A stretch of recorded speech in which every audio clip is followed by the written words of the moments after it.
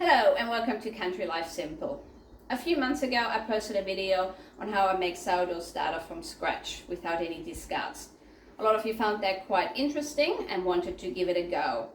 I like that method because for me I make bread probably once a week. It really didn't work that I had to throw out half of my starter every couple of days. That's, flour I have paid for, which I'm basically putting in the bin every couple of days. That didn't work for me, so I came up with a method of no discards. My starter lives in the fridge, gets fed with lots of flour, and then before I bake, the night before, I make a pre-dough and activate my starter. Activate's probably the wrong word. I normally say I'll wake it up because it's been in the fridge, it's been sleepy. I take it out, mix it with some fresh flour, fresh water, and it wakes up, and the next day I can bake. So for me that has been really easy and no waste. Obviously, a lot of you have mentioned that they had trouble actually making a starter from scratch to begin with. And I have experienced that as well. I used, flour and water, and it really didn't work all that well at times. So again, I used a different method there as well. In today's video, I want to show you 3 different methods. And to be honest, I do not know the outcome. I haven't tried this. I'm as curious as you are. So I'm going to use 3 different methods on how I create a brand new starter. So what I have here is 3 different jars. I think these are about 570 milliliter jars, I'm pretty sure. And I labeled them yogurt, water and kefir. And I've got yogurt, water and kefir. And all I'm going to do is I'm going to add the same amount of flour in all of these and the same amount of yogurt, water and kefir. Stir it and then we'll see what happens.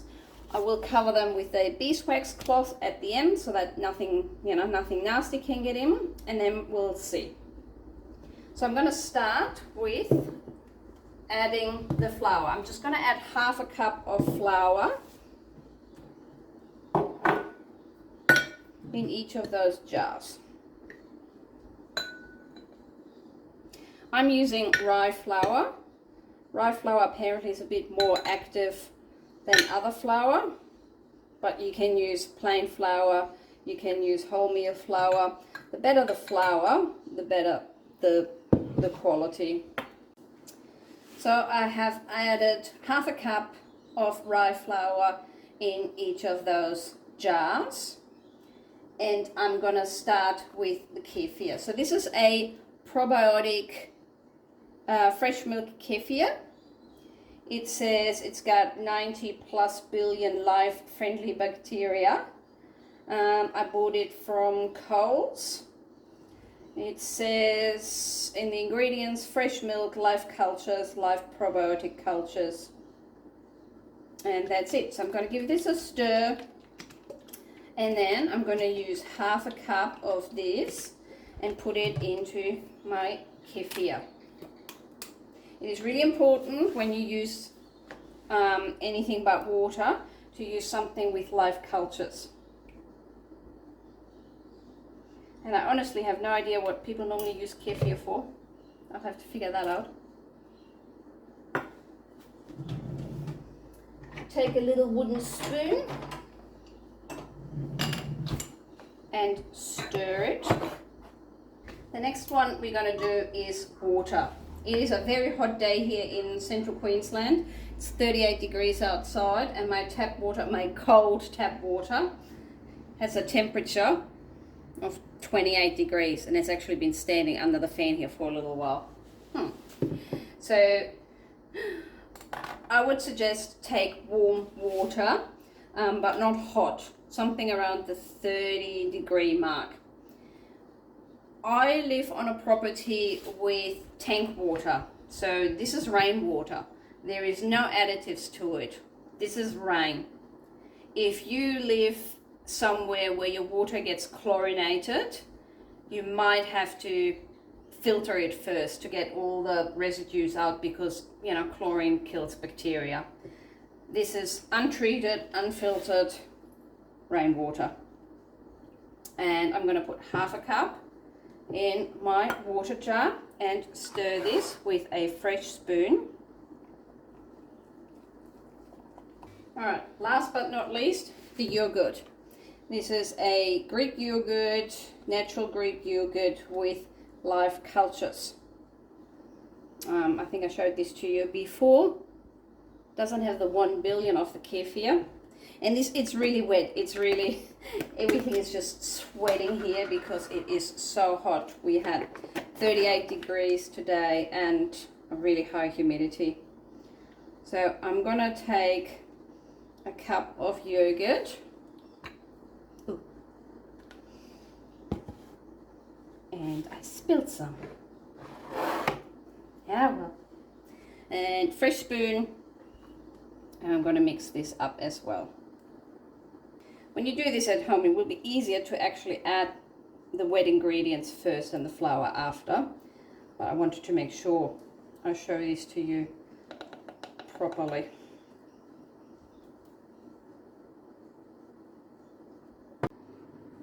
Alright, I tidied up my little work area and I cleaned those jars a little bit. I basically just pushed the flour and kefir water or yogurt down with a clean silicone spatula. And now I'm letting this sit. I'm going to cover it with a beeswax wrap. Difficult word. And let it sit here. And I'm going to take a quick photo or video every single day. I'm not going to add anything else. I'm not going to add any flour or liquid. Unless, if I would for some reason add something, I would do a video of why I'm adding something. But my plan is to just let it sit and let it do its thing for at least 7 days. So today's Monday, so by Sunday we should have a result and I can post the video on Sunday. Yeah, which one do you think will be the strongest starter? Obviously, as I said before, temperature is on my side. It is bloody hot. I'm just gonna be careful I don't kill anything because it's too hot. But yeah, I'll take daily photos of these 3 starters and then we'll see which one will develop the best. It's day 2 of our little experiment and I can already say that I'm actually a little bit surprised, to be honest. Some of you might wonder why I had this really dry yesterday. Normally when the bacteria start eating the flour, there is liquid being created, so I didn't add any water. But I've got some water on the side here and I want to give it a stir and have a look how these little starters look like. So it's been 24 hours and I just checked, it's currently 28 degrees inside the house here. So first one is the yogurt one, and you can see there's a little bit of moisture there but hasn't really done anything from what I can tell. It's fairly dry and I'm gonna give it a bit of a stir.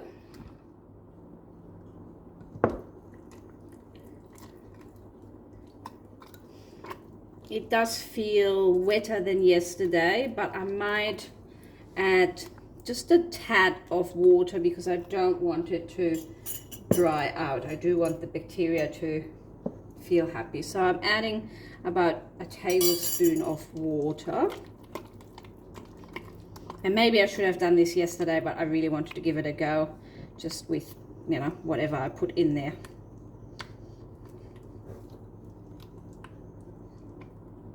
So it's not liquid, it's still like a fairly thick consistency. I don't want it liquid. But yeah, it's got a bit more moisture. But I can't see any bubbles, any action, nothing. So that was the yogurt. I'm going to clean this spatula up. So next is the water. And look at that. I'm surprised. you already see bubbles. This is interesting. It certainly has risen. It's got quite active bubbles on the top, which you probably won't see, but just when I looked at it, yeah, bubbled at me. Bubbled at me. It's a nice soft consistency. Very interesting. It could be, I mean, 28 degrees isn't super hot, but this is the afternoon. We had the house closed up all day. I don't know how the temperature was earlier on. It could be that it actually is too hot for the other bacteria, and they might have died due to heat. So yeah, I just deflated this, and you normally know when the starter is ready. I think it was within, so you see where the level is now. Within 3 hours it should double, then you know you've got a strong starter. Obviously this is just day 2, so this is not strong at all. But I'm quite surprised that I saw bubbles in this one. And then last but not least, I've got the kefir. And I actually thought that this would be the most active one. Again, I can see a little bit of moisture on the top there. I'll just clean this spatula up and give it a bit of a stir. This has a softer consistency than the yogurt one, so I'm not going to add any water here. Alright, yeah, there's no activity here yet. I might have to repeat this experiment in winter and see what happens then when the sort of daytime temperature is more, you know, in the low 20s. This is all I'm going to do. I'm not going to do anything else. I'm just going to leave them here for another 24 hours and then we'll continue the experiment.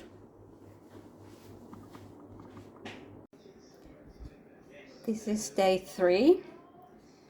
The water one actually was up to the top here yesterday, and yesterday night we had a thunderstorm and it has completely flattened, but it is bubbly on the inside. Can't see any bubbles on the yogurt one. Starting to see some bubbles on the kefir. So just going to give them a stir now and then let them rest for another day.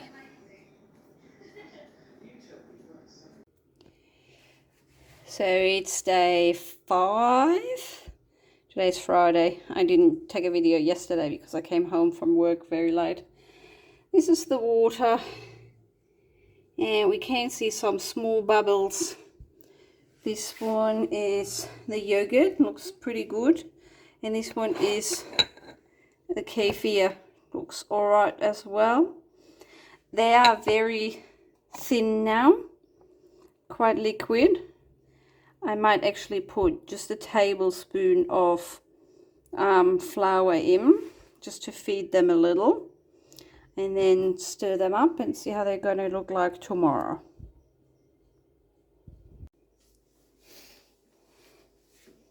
Alright. The kefir has a fair few bubbles. Hope you can see that. Looks quite good.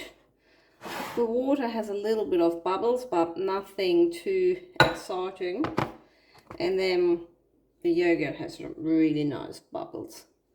And you can sort of see, in terms of height, the kefir and the yogurt much more than the water. So, like I said, I gave all of them a tablespoon of rye flour yesterday. Haven't added any liquid. I do like my starter a lot thicker than most people do. So what I'm going to do now, I'm going to take 1/3 of a cup out of each of those and use that to do my pre-dough for the bread I'm planning to make tomorrow. Because those starters aren't very active, I'm just going to mix them and just have, like, you know, 1/3, 1/3, 1/3. Because they're not very active, I'm going to add half a teaspoon of yeast just to give my bread a bit of a, you know, a bit more rise. Once I've taken out 1/3 of each of those, I'm going to add 1/3 cup of flour back into those and leave this standing on the bench. I'll show that to you in a minute.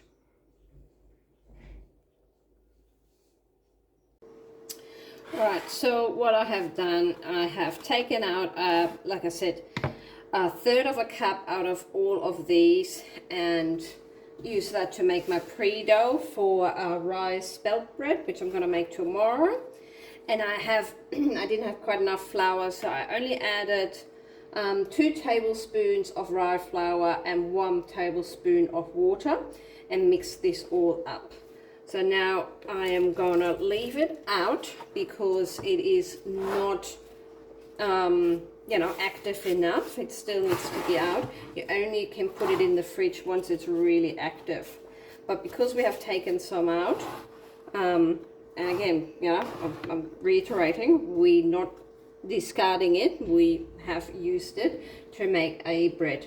Because the starter hasn't been so active, or it's not that active just yet, I added half a teaspoon of yeast in my pre-dough. But to be honest, looking at it, it is really nicely bubbling already.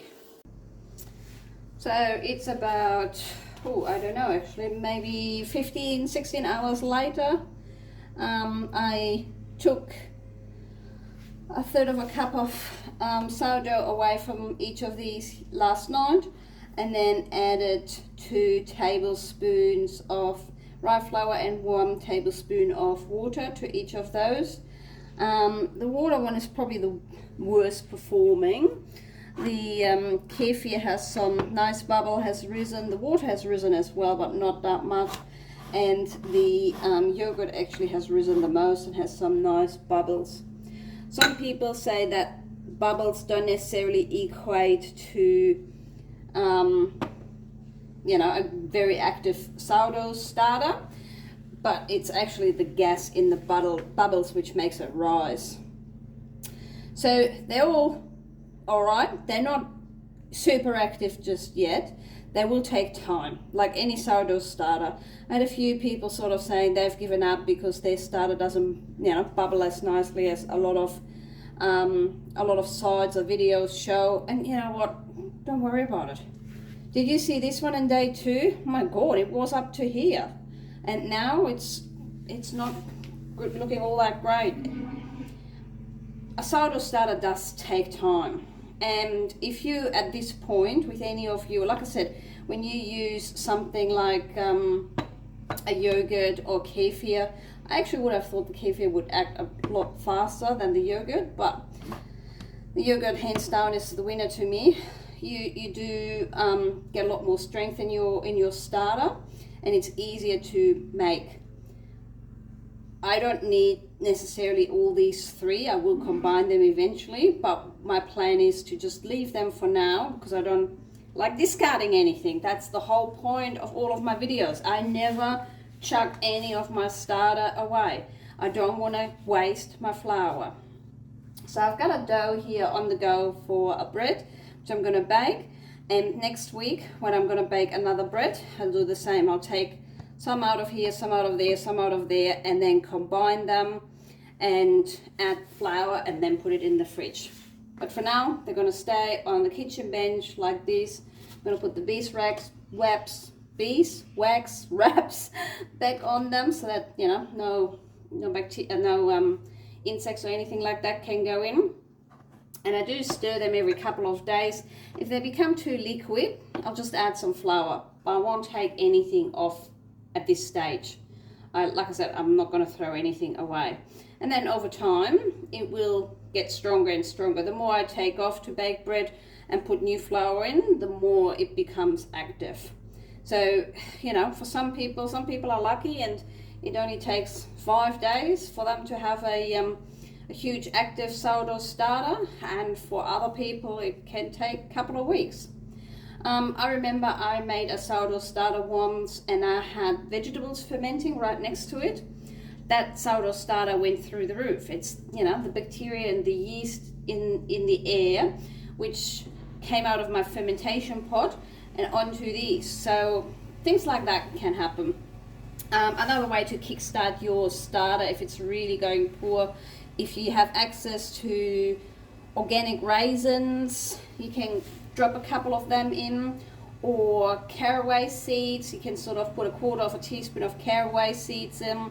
That has some sort of an enzyme around those seeds, and make them more, I don't know, make the sourdough starter active. I don't know why, but apparently it does. But it doesn't always have to be the super bubbly, you know, spilling sourdough starter. Like, I'm quite happy with this. I really am. And I know over time it will get even more and more active. So this is a mixture of all of those starters from last night, together with some more flour and water, my pre-dough, and I left that in the, well, I left it covered in the oven, in the cold oven, just, you know, to have it airtight overnight. And now I've got an Autolyse dough. I gotta close the windows, I'm sorry, hubby is mowing. Alright, so I've got an Autolyse dough here of just flour and water, which I mixed together about half an hour ago. This is a huge amount. I'm actually going to make 2 breads. I'm going to take one to work, and I'm hoping that the little Kenwood will cope with this amount of bread, this amount of dough. It's about 1 kilo of dough. It should, but I have my doubts. Otherwise I have to mix it up and do it by hand. So I'm going to add this into the sourdough, and I'm also going to add some salt, mix it all up, and then let it rest.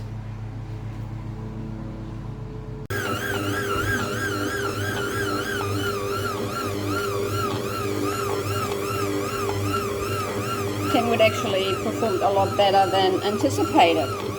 So as you can see, the dough has basically been removed from the sides here. So that's exactly what I wanted. So I'm stopping this now and let it rest for 2 hours.